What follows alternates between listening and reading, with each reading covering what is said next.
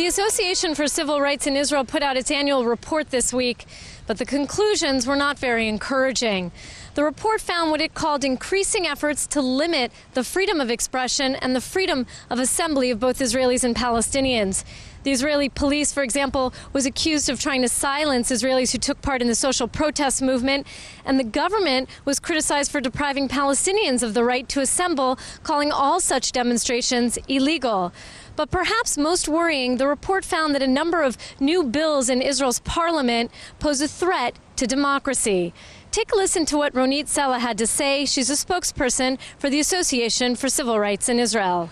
I think from the very start of this current Knesset, ACRI has been very concerned by trends by members of Knesset, both from the coalition and from the opposition, which we view as anti-democratic. This is manifested both in various bills that are being promoted in Knesset.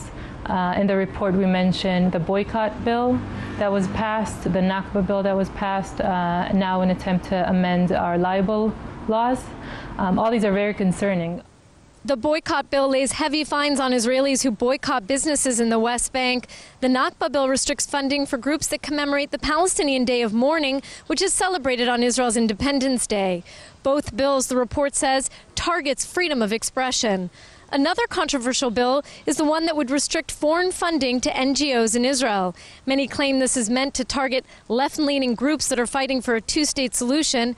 One Israeli lawmaker told us why he supported it.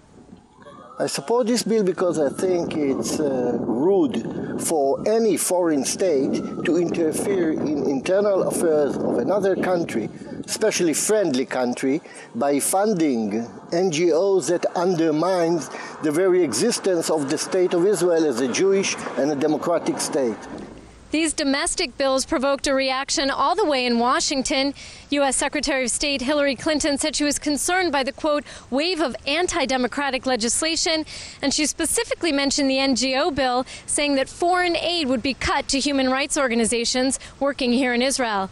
She also voiced concern for what she called the growing exclusion of Israeli women from public life after reading a controversial article in the Washington Post about the segregated bus lines that operate in some religious neighborhoods.